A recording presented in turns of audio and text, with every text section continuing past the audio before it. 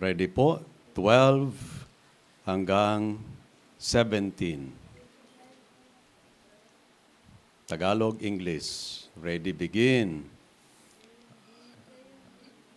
Indeed, all who desire to live a godly life in Christ Jesus will be persecuted, while evil people and impostors will go on from bad to worse, deceiving and being deceived. But as for you, continue in what you have learned and have firmly believed, knowing from whom you learned it, and how from childhood you have been acquainted with the sacred writings, which are able to make you wise for salvation through faith in Christ Jesus. All Scripture is God-breathed out by God and is profitable for teaching, for reproof, for correction, and for training in righteousness, that the man of God may be competent, equipped for every good work.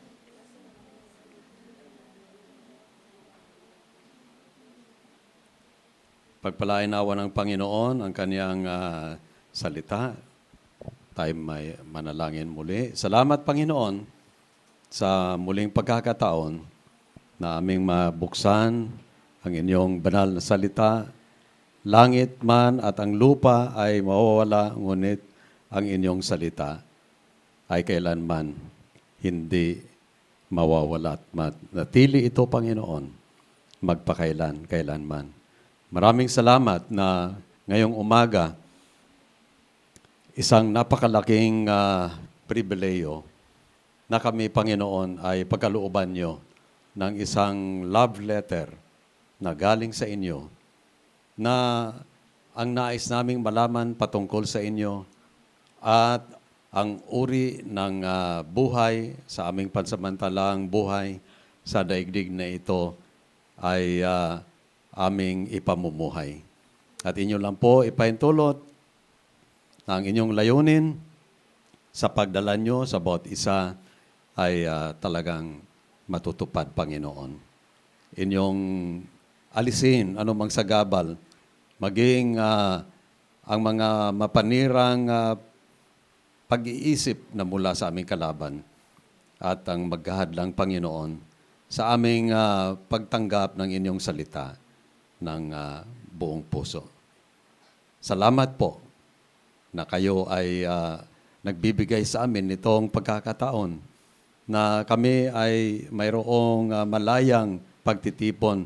At ngayon, Panginoon, na natanggal na po ang maraming mga restrictions, kami ay makakapag-tipon-tipon na walang pag-alala sa yung infection na maaring idudulot ng anumang virus. Salamat sa pagkakataon ngayon, maihagi yung salita. Sa pangalan ng Panginoong Yesus. Amen. Tayo po ay magsiupo. Ngayon, para ma-review at mabigyan natin ng minsan na palaala, yung pong ating topic, 2 kinds of conduct in the last days. At yan po ay batay sa 2 Timothy 3, 1-17. Actually, mayroon pang parallel 1 Timothy chapter 4, 1 at saka 2.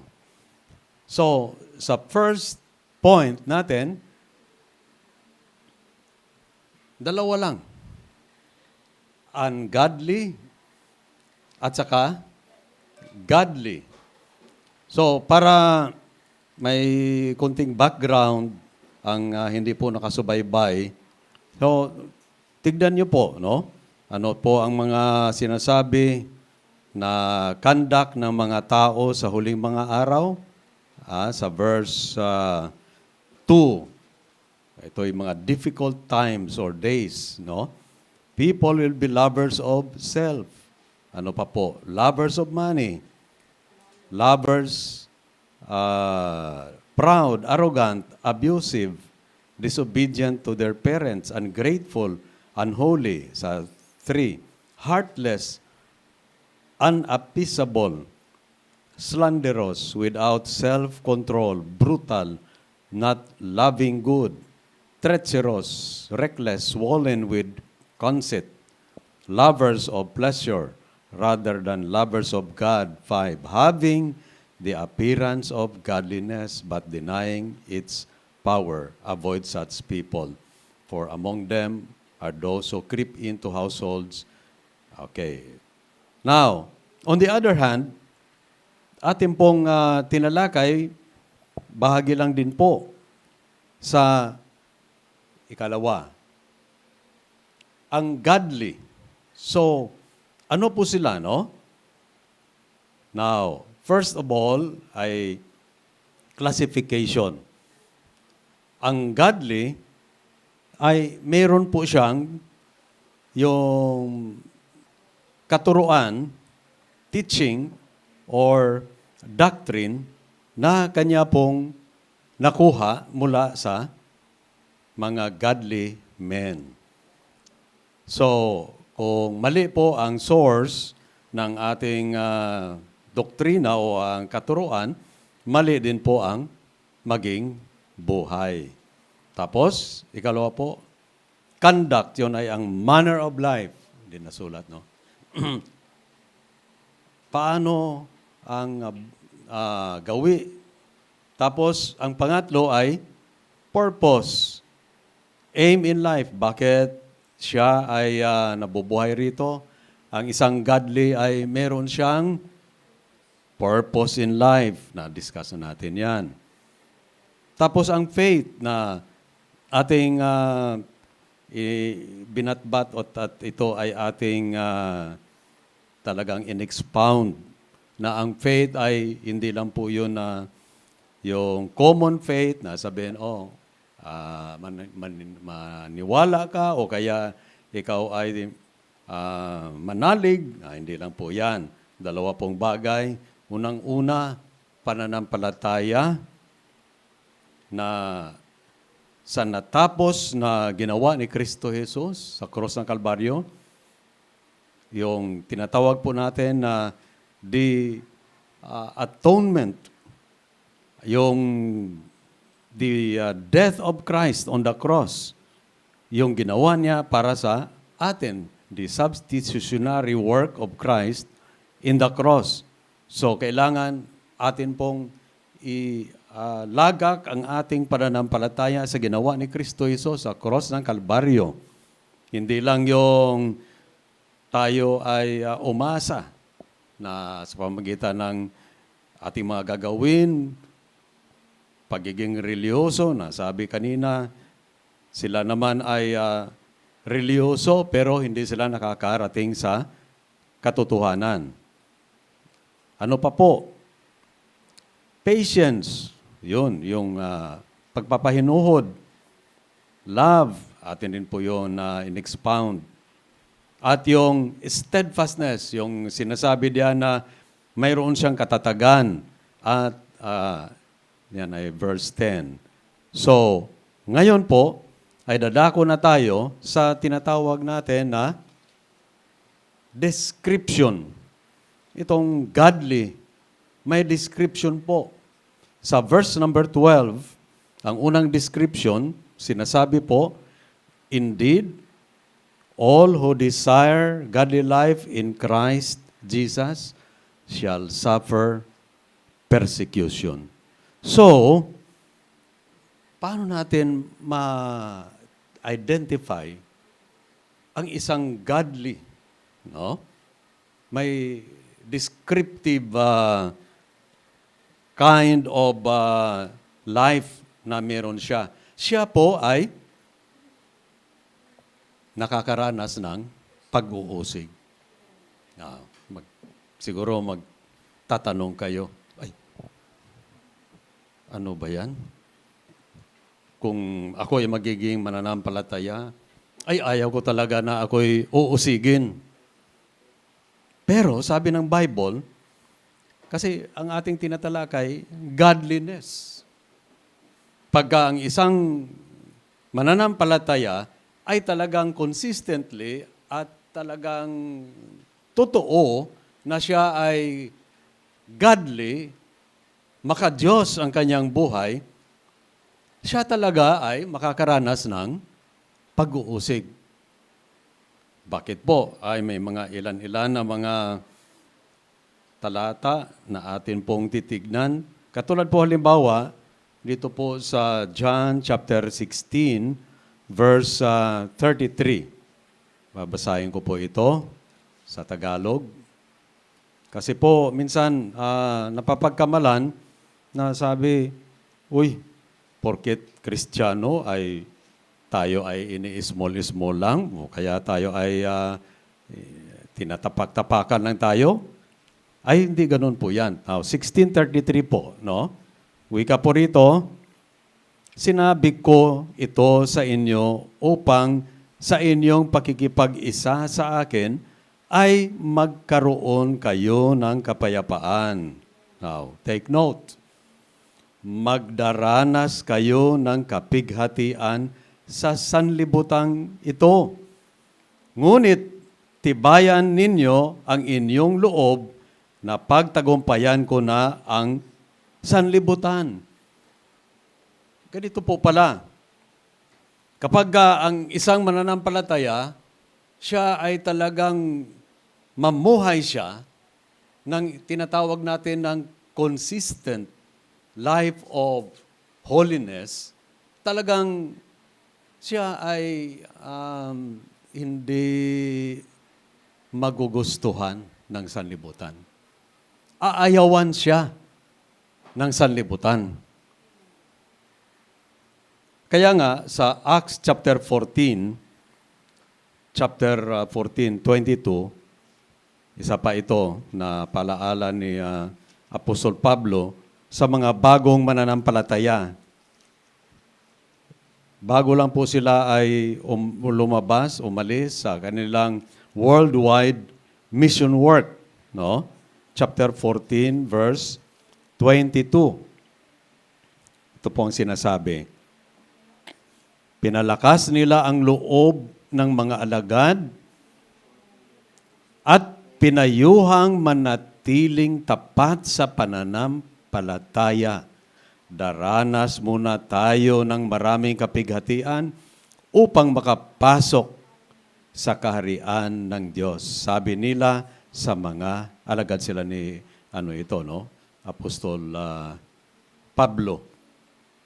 Sila po, ang mga bagong mananampalataya, ay binigyan na sila ng warning o kaya pinahanda ang kanilang mga puso.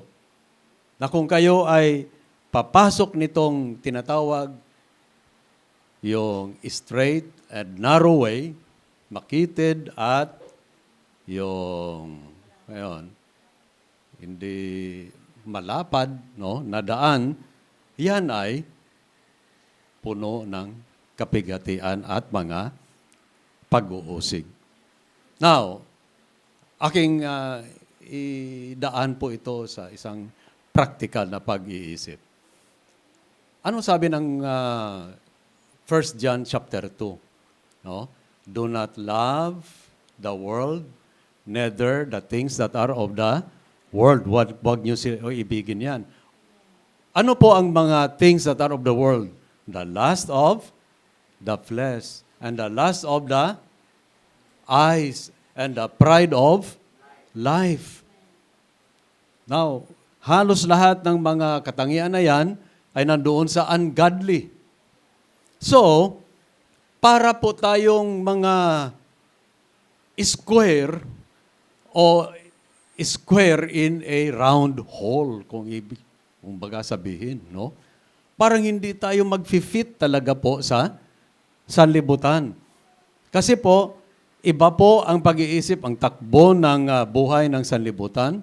Iba rin po ang takbo ng buhay ng mga mananampalataya. Kasi sabi ng Panginoon, your residence is not in this world.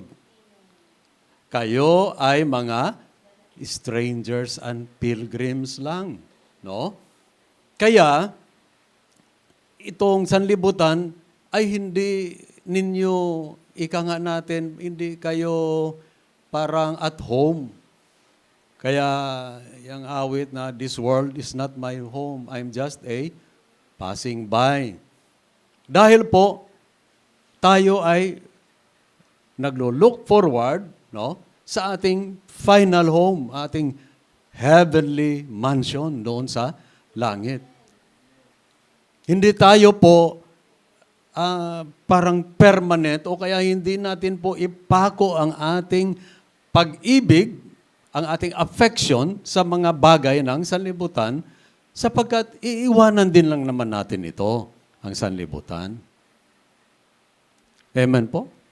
So ang marami, pag sila po ay nalihis na sa kanilang ideals sa buhay na ito, sila po ay nag-amas o sila ay nag-iimpok kung ano-ano mga bagay ng sanlibutan at okay, pagdating ng pagtawag ni Mr. Kamatayan ay iiwanan din natin yan.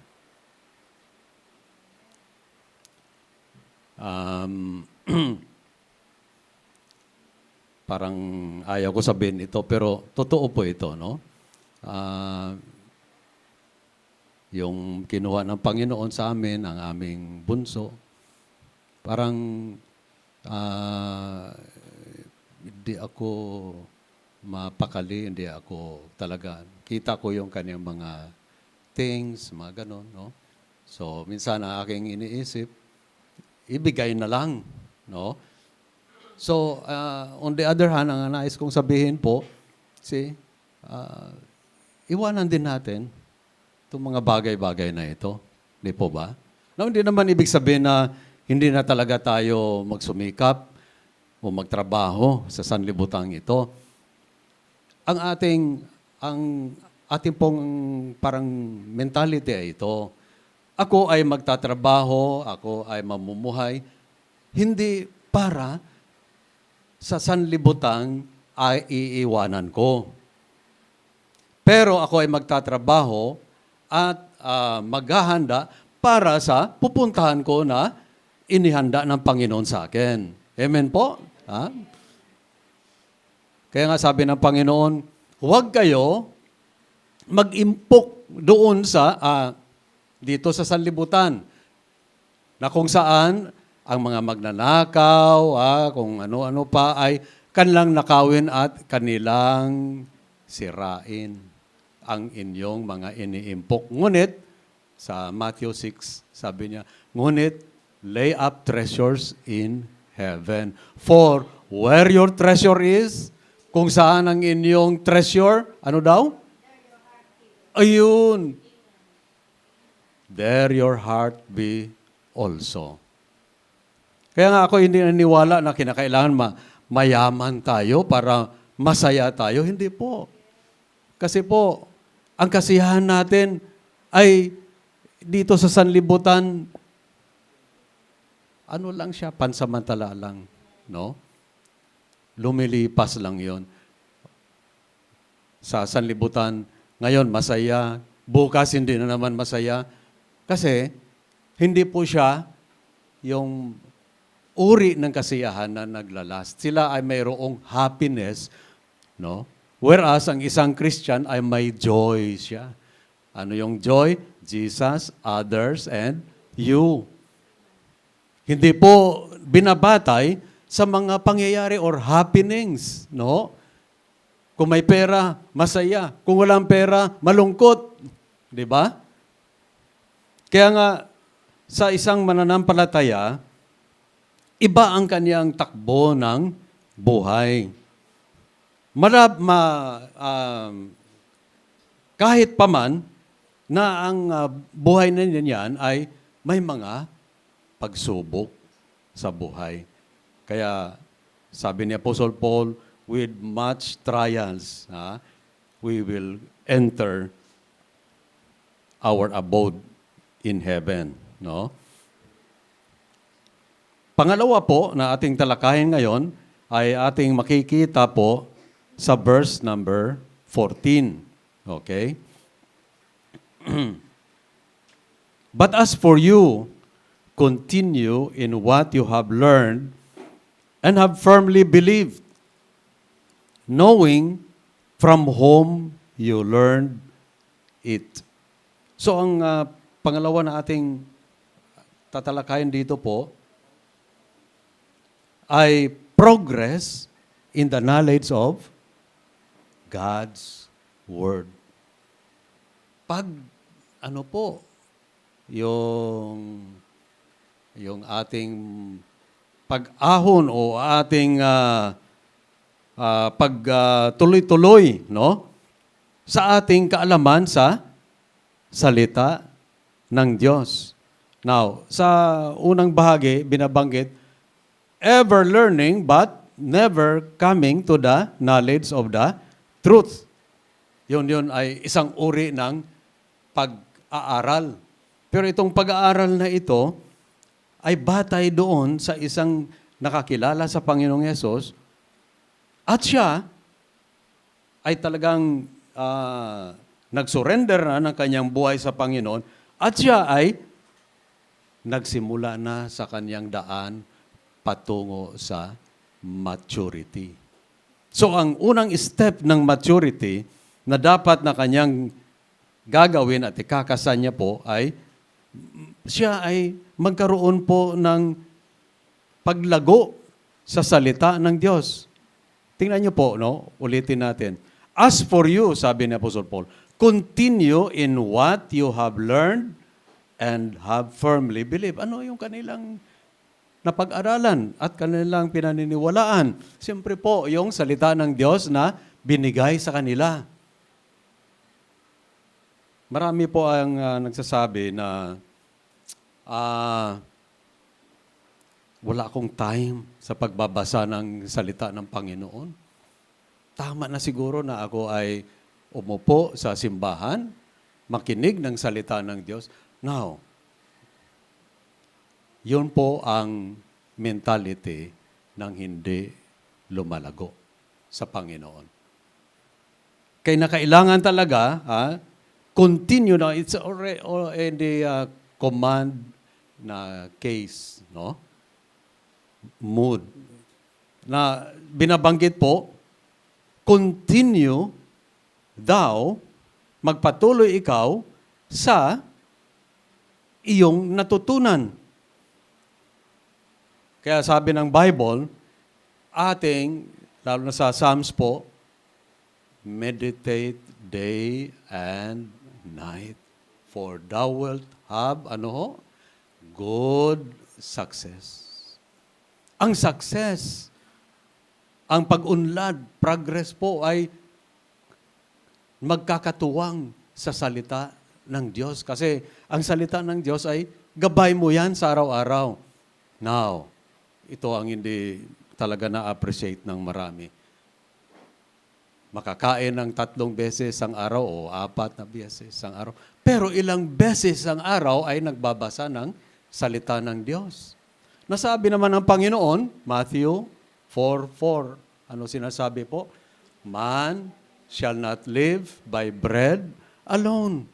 Hindi ka pwedeng mabuhay yung pagkaing material, physical, no? But by, itong uri ng pagkain, but by every word that proceeds out of the mouth of God. Now, mamaya ating matitignan yan, na yung galing sa Panginoon mismo, ay andito sa Bible.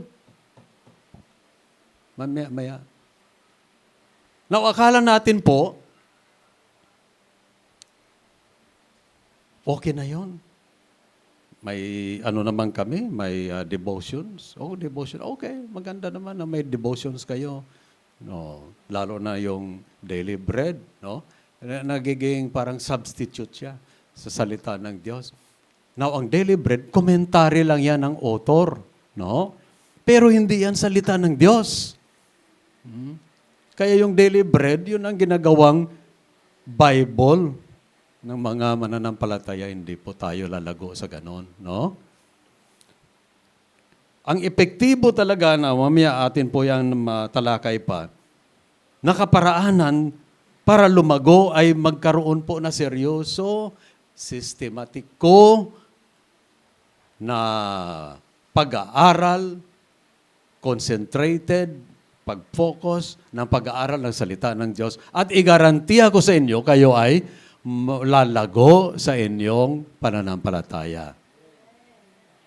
Pero kung yung pamani-mani lang, yung parang basta-basta lang yung pag-ano natin, pagbasa ng Bible, okay na nakapagbasa na ako ng Bible, hindi talaga lalago. Ang ating paglago sa ating kaalaman sa Panginoon, lalo na sa Kanyang kalooban sa atin, ay equivalent sa ating kaalaman sa salita ng Diyos. Kaya nga, laging binabanggit, ang salita ng Diyos, kung ito ay maging tao, ay ang Panginoong Yesus. Kung ang Panginoong Yesus ay maging libro, ay ang ano? Itong Bible. The more you know the Bible, the more you know the Lord Jesus. No? Now, may sinasabi na, ay, kailangan tayo ay mag-grow into Christ-likeness. Paano magiging Christ-like kung yung mga salita ng Panginoon na nandito sa Kanyang salita ay hindi natin alam, hindi natin binabasa at pinag-aaralan. So yun po, no? Now, take a look po sa verse 13, no? Medyo balik lang tayo ng konti. Wika rito, while evil people and impostors will go on from bad to worse, deceiving and being deceived. Now, bakit siningit ito ni Apostol Pablo? Nasabi niya, kayo, mga mananampalataya, kung inyong buhay ay makadiyos, kayo ay uusigin talaga.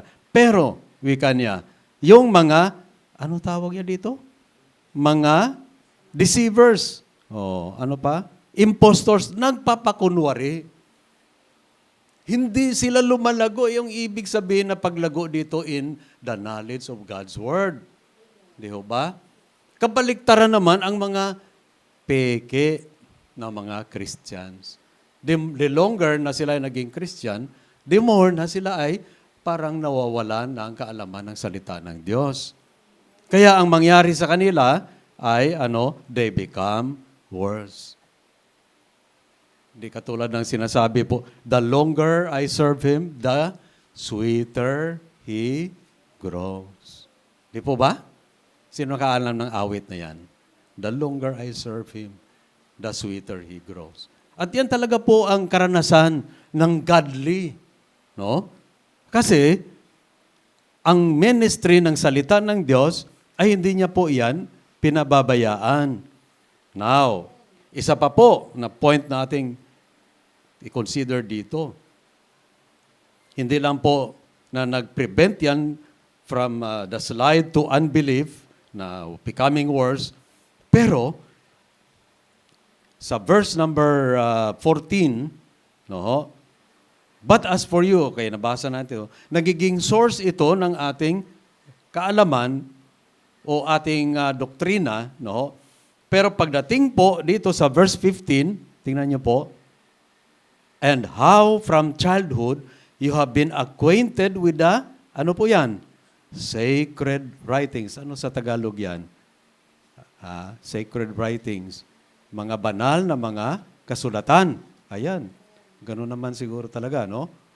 Oh, sa verse 15. Oh, sabi rito, mula pa sa pagkabata, alam mo na ang banal na kasulatan na may kapangyarihang magbigay sa iyo ng karunungan tungo sa kaligtasan sa pamamagitan ng pananampalataya kay Kristo Jesus. Ang salita ng Diyos pala, ang Bible, kung ito ay talagang seryosohin, simula pa na tayo ay bata pa, o kaya kahit na medyo may edad na, pero nung nakarinig tayo ng mensahe ng kaligtasan ng Ebanghelyo, iyon po ay atin talagang tinutukan. Dahil kapag talagang iyong tututukan nito, kasi sabi rito, ito siya ang maghatid sa iyo sa kaalaman ng kaligtasan. Source of eternal salvation, no? Kaya pagka ang salita ng Diyos ay gagawing bahagi simula pang kaya may Sunday school tayo, simula pang maliit. Siya ay nagbabasa na o nag-aaral na ng salita ng Diyos. Siya ay hindi walang alinlangan, makakakilala siya talaga sa kaligtasan. He will come to the knowledge of the truth. Maliligtas siya. Kasi yun po ang yung content, dinadala ng salita ng Diyos upang mabuo ang ating pagkaalam o ating pananampalataya sa kaligtasan na kay Kristo Jesus. Marami na parang sila ay dumadating sa bahagi ng kanilang buhay. Nagda-doubt sila, ako iligtas ba? May mga ganun ba kayo na mga karanasan? May time na parang kini-question mo ang iyong kaligtasan? Ano po kaya ang dahilan diyan? Sapagkat yung nagbibigay at pinanggalingan ng katiyakan sa atin ng kaligtasan ay maaring atin na po na isinantabi. No? Pero kung ang salita ng Diyos ay talagang atin po yan na gagawin na bahagi ng ating buhay, no? Bigyan talaga ng panahon yan, ano ang mangyayari? Magkaroon talaga siya ng yung full knowledge of salvation. Now, dumako na po tayo, hindi lamang na progress in God's Word, pero siya po ay malalaman niya ang authenticity of God's Word. At nandiyan tayo sa verse 16 po. All Scripture is breathed out by God and profitable for teaching. Okay. Sa English, sa Tagalog, kinasihan, di ho ba? Yung salitang breathed out, God breathed. Sa Grego, theopneustos. Na ibig sabihin, ang hininga ng Diyos. Kaya kanina sabi ko, ang salita ng Diyos ay hindi ito ordinary. Mismo ito ay ang hininga ng Diyos. Paano mo ma-feel o maramdaman yung breath of God, di ba? Kung ikay malapit sa isang tao, yung kanya mismong hininga ay maamoy mo, di ba? Pagka di more na tayo po ay mapapalapit sa Diyos o sa salita ng Diyos, the more tayo ay mapapalapit talaga din sa Kanya. Yung content nitong Bible, alam niyo po, mismo ay hininga ng Diyos. Now, hindi tayo masyado nakakaunawa. Paano yan? Pero ito yung mystery, no? Nasabi ng Bible, ang Diyos sa olden times, siya ay nag-designate sa 2 Peter chapter 2, no? Na siya ay nag-designate sa mga banal na mga tao upang sa pamagitan ng banal na Espiritu, kanilang isulat ang salita ng Diyos. Upang, sangayon kay John MacArthur, ang autograph, ito po mismo, ang record na ito, is God's Word.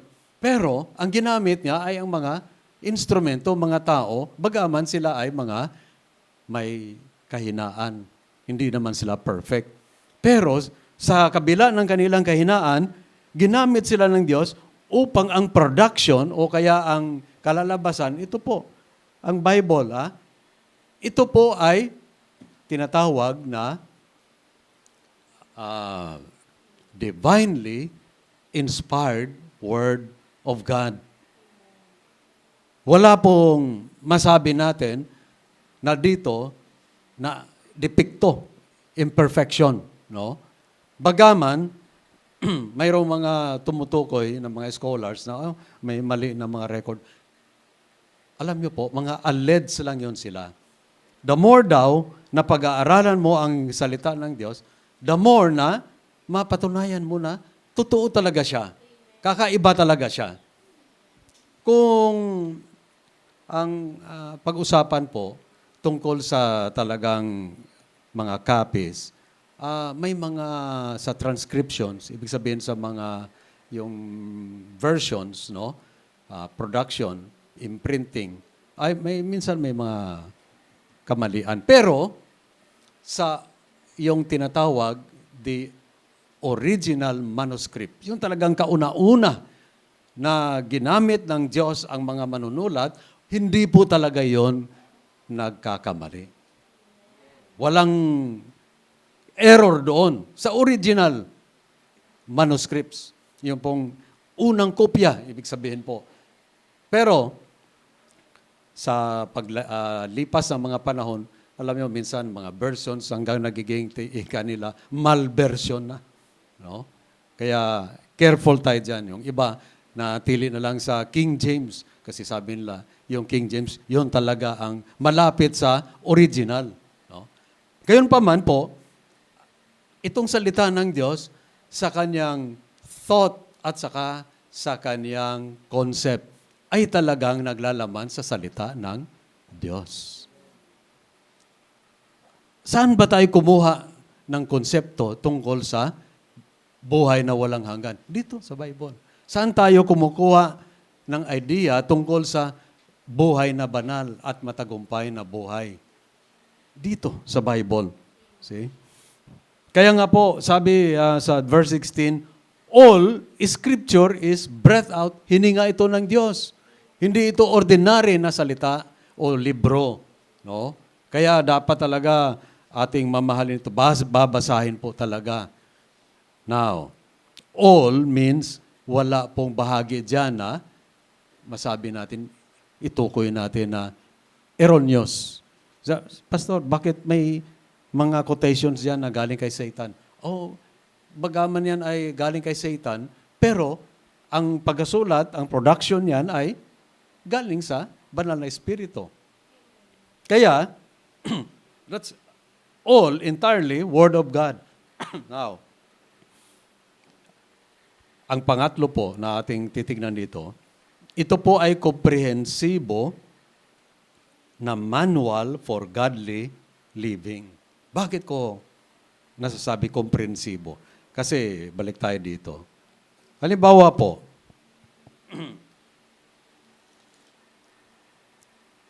all Scripture is God-breathed out by God and profitable for teaching. So, komprehensibo ito siya na manual para sa isang buhay na maka-Diyos. Kasi pinag-usapan natin, godly living. Paano? Anong ginagawa? Number 1, yung mga katuruan, teaching. Ang ating nasabi po, correct teaching produces correct living. Di ba? Kung mali ang iyong natutunan na katuruan o doktrina, mali din yung buhay mo. Okay. Tungkol sa katuruan, nandyan. Pangalawa po, ang salita ng Diyos ay naglalaman din siya ng reproof. Sa Tagalog, ano yun? Pagsaway. Sino ang makapagbigay sa atin ng walang, kumbaga, hindi parang tinatago o walang pag-alinlangan, no? Na nagsasabi sa atin na iyan ang ating ginagawa, yan ang ating buhay ay kasalanan. Sino po? Saan po? Sa Bible. Di ba? Minsan ang ating mga kakilala, kaibigan, parang nangingimi pa, parang nag-aalangan na. Sabihin, oy, kapatid, mali yung ginagawa mo. Pero sa Bible, pagbasahin mo, pagkasalanan, talagang mabasa mo, ay, ako yata ang pinapatamaan dito. See? Ang reproof o ang pagsasaway ay isang matapang na pagturo sa kasalanan o kalikuan na maaring hindi natin na-realize. Pagbasa mo, ay, mali pala yung ginagawa ko. See?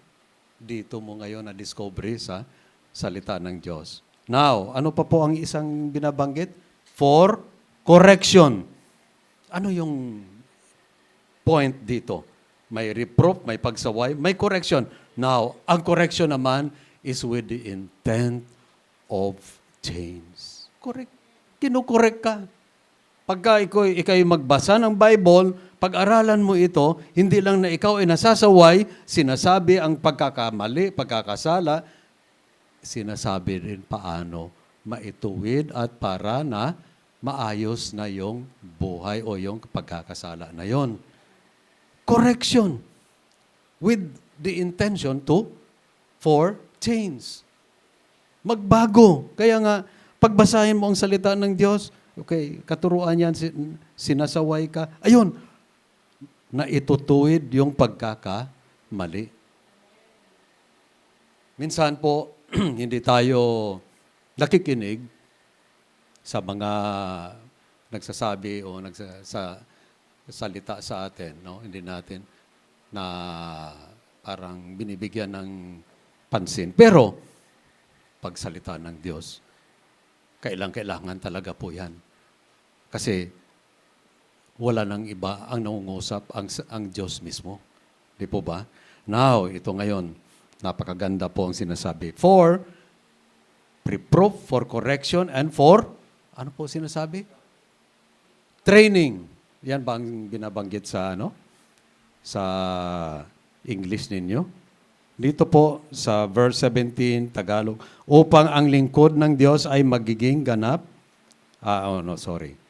Pagtutuwid sa likong gawain sa pagsasanay para sa matuwid na pamumuhay. Training.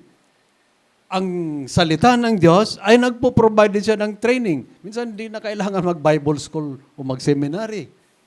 Kung talagang pag-aralan mo ng mabuti ang salita ng Diyos, nagbibigay sa iyo ng komprehensibo na kaalaman tungkol sa mga bagay-bagay na kailangan makuha mo sa iyong pag-aaral sa Bible school, seminary at iba pa. Di po ba? Yung the same word na yon na binabanggit ay binabanggit din po sa Proverbs 22:6. Ano sinasabi? Train up a child while he is young. And when he is old, he will not depart from it. Anong ibig sabihin na train? So, yung step by step, pinapalaki mo ang bata hanggang siya ay magiging trained. Parang aso. Yung aso doon sa aming pinuntahan sa Tanay. Basta mayroon kang itatapon, pakita mo sa kanya. Pagtapo mo ganun, wala nang dalawang isip. Tatakbo yun at kanyang kukunin at ibalik sa iyo. Ang tawag ng aso na yun ay golden retriever. Na-train siya yan, maliit pa. Kung pagkain, ay hindi nababalik talaga sa iyo. Kung pagkain, kakainin niya yan. Pero mga bula, kung ano-ano, kung itapon mo siya, kanya yan kukunin at ibalik sa iyo. Mabuti lang, hindi nangagat. Ang laki pa naman na aso yon. Na-train siya ng ganun. Ganun din po yung direction, yung trajectory, kapag ka na-train. At ang training, nandito rin sa Bible, sa Word of God. Kukuha mo rin yan. Mga habits, mga proper habits, saan mo nakukuha yan? Dito, sa Word of God. No? Na alaala ko po na kasi kami po ay tumira matagal doon po sa Camp Evangelista sa Cagayan de Oro po yan, no? Tawag na doon ay 4th Military Area. Ay araw-araw kami kasi nandun sa taas sa may bulubunduking bahagi, yung tinatawag Signal Hill. At lagi ko po nakikita, tanaw lang. Yung mga last 4 pa ng madaling araw, yung mga trainees, ha? Mamarcha na yan sila. No? Maaga pa, mga 6 months siguro na ganun ang ginagawa nila. Now, kung sila ay ipadala na kung saang yung magulo o mga hotspot, ay ready na yun kasi na-train eh. Pagka may pagkakamali na nagawa nila, talagang ano yan, wala nang complaint. Yes, sir! No. Pag sabihin ng commander nila, gapang ka, gapang. Squat. Ha? Na-train sila na ganun. So, kung ang isa ay na-train siya, talagang ready siya. Hindi po ba? At ito po ang desired result. At dito tayo magtatapos sa verse 17. That the man of God may be competent, sa English, ay sa Tagalog, that the man of, ang tao ng Diyos ay magiging ganap. At siya ay nasangkapan.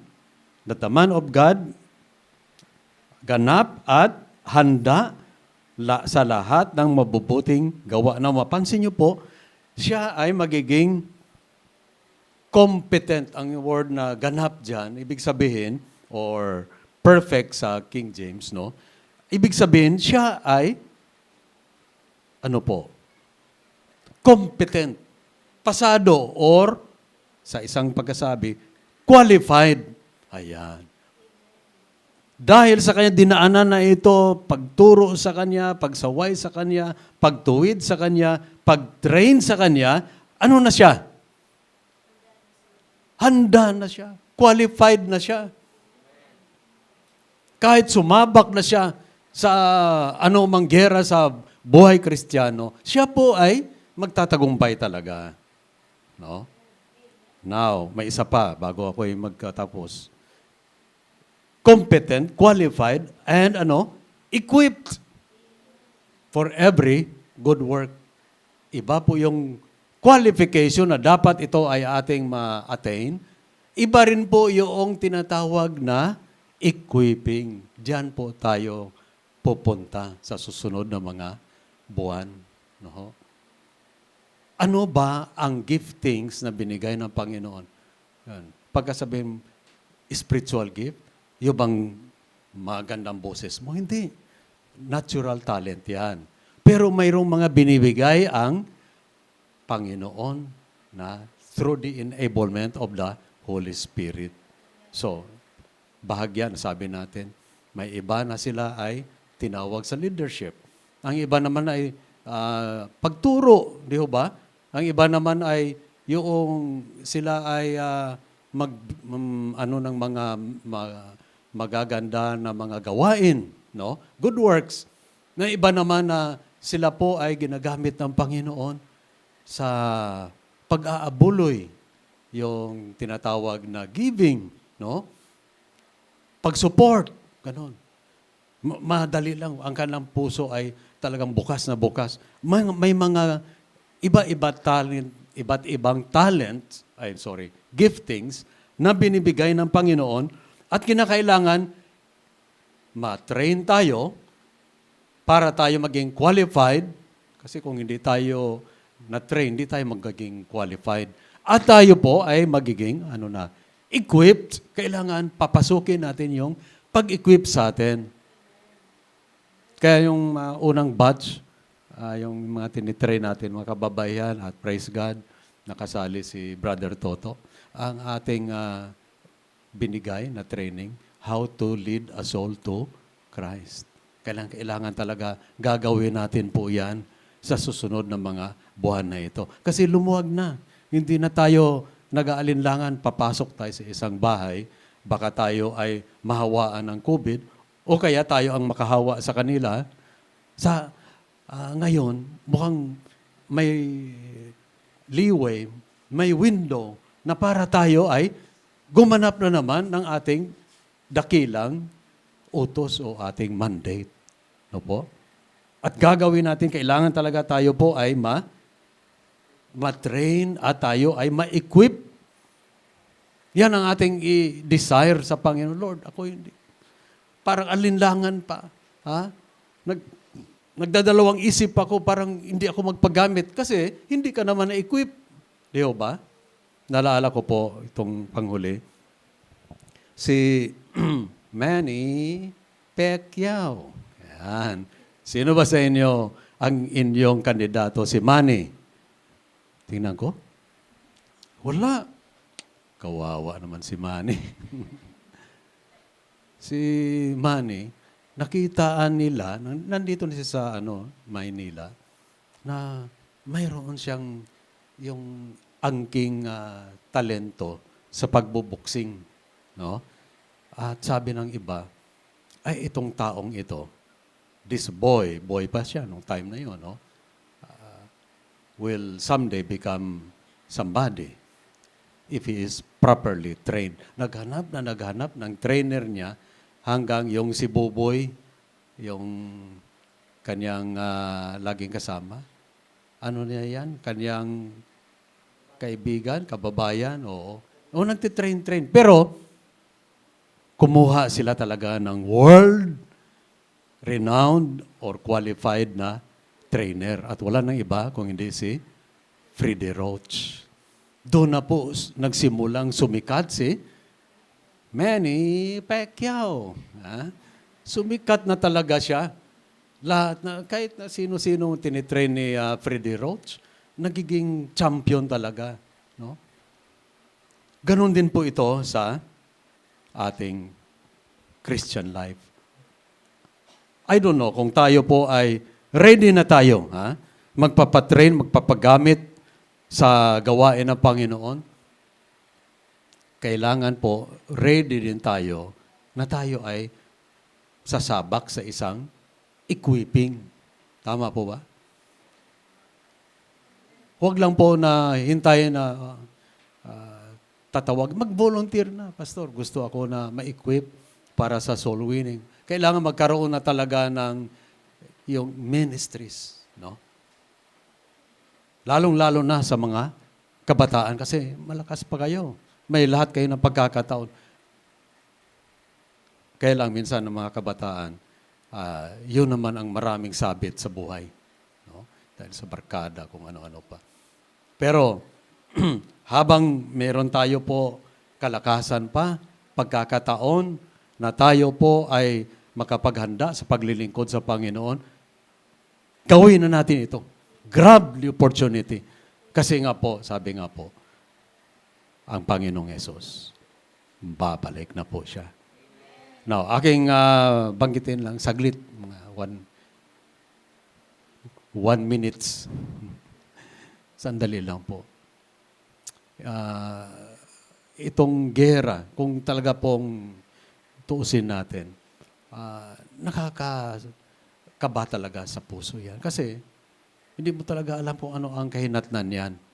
Now, marami nagsasabi kung may pagkakamali o kung ano man, wika nila, maaaring mauwi sa World War III.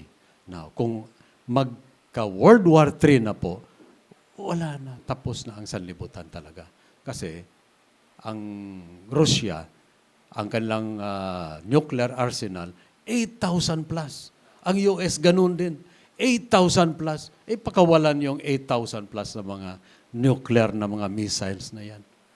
Paano? Magunaw ang mundong ito. Kaya nga po, ito'y suspenseful, no? Tense at nakakatakot na mga panahon ito. Ang Panginoon ay nagpapaalaala lang sa atin. We are living on a limited time. No? Kunin natin ito. Grab the opportunity na tayo maglingkod sa Panginoon po. Pero, kailangan talaga, number one, alamin natin kung tayo ay ligtas. Have you known the scriptures which are able to give you wisdom unto salvation? Ikaw ba ay talagang naligtas na? Pangalawa, ikaw ba ay nag-grow, nagpa-progress ka o kaya nagda-digress? Yung iba ay nag-slide, no? Mag-grow tayo dapat upang tayo ay sumabak sa training. No? At tayo ay magpa-equip talaga po para tayo ay maggamit ng Panginoon kahit na on a limited time. No? Lahat na ba? Alam niya na siya ay ligtas na? Amen? Ha? Bawat isa ay alam na niya na siya ay tunay na isang anak ng Diyos. Kung hindi pa, sa pagkaroon natin ng maiksing time sa prayer, naway gawin mo yung pag-anyaya sa Panginoon. Tayo magsitayo po. Panginoon, tulungan niyo po na maging responsive kami sa mga bagay na ito sapagkat dalawang uring tao lang po sa huling mga araw, Panginoon. Mga ungodly na ito sila ay sinasabi niyo, natakda na noon pa sa kapahamakan unto condemnation. At Panginoon, salamat po na may mga pinili kayo, mga godly men and women na nais nyo na sila, Panginoon, ihanda, isabak para sa gawain ninyo, lalo-lalo na sa mga huling araw na ito, Panginoon.